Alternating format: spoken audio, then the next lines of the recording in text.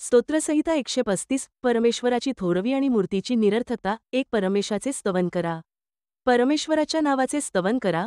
परमेश्वराचे सेवक हो, स्तवन करा. 2 परमेश्वराच्या घरात, आमच्या देवाच्या घराच्या अंगणात उभे राहणारे तुम्ही त्याचे स्तवन करा. 3 परमेशाचे स्तवन करा, कारण परमेश्वर चांगला आहे.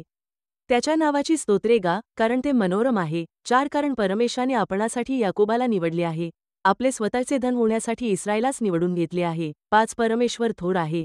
आमचा प्रभू सर्व देवांपेक्षा थोर आहे हे मी जाणतो. 6 परमेश्वराला जे काही बरे वाटते ते तो आकाशात व पृथ्वीवर, समुद्रात व सर्व जलाशयात करतो. 7 तो दिगंतांपासून मेघवर चढवतो, पावसासाठी विजा उत्पन्न करतो, तो आपल्या भांडारातून वारे बाहेर आणतो. 8 त्याने मिस्र देशातील मनुष्यांचे व पशूंचेही प्रथमजन्मलेले मारून टाकले. 9 हे मिस्र देशा, त्याने तुझ्यामध्ये फारो व त्याचे सर्व सेवक यांच्यावर चिन्हे व उत्पात पाठवले.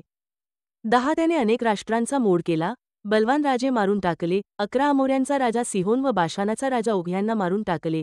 कनान देशातील सर्व राज्यांचा मोड केला. 12 आणि त्यांचा देश त्याने वतन करून दिला, आपले लोक इस्रायल यांना वतन करून दिला. 13 हे परमेश्वरा, तुझे नाव चिरकाल राहील, हे परमेश्वरा, तुझे स्मरण पिढ्यानपिढ्या राहील. 14 कारण परमेश्वर आपल्या लोकांचा न्याय करील, त्याला आपल्या सेवकांचा कळवळा येईल. 15 राष्ट्रांच्या मूर्ती केवळ सोनेरूपे आहेत, त्या मनुष्यांच्या हातच्या कृती आहेत. 16 त्यांना तोंड आहे पण बोलता येत नाही, त्यांना डोळे आहेत पण दिसत नाही. 17 त्यांना कान आहेत पण ऐकू येत नाही, आणि त्यांच्या मुखात मुळीच श्वास नाही. 18 त्या बनवणारे व त्याच्यावर भाव ठेवणारे सर्व त्यांच्यासारखे बनतात. 19 हे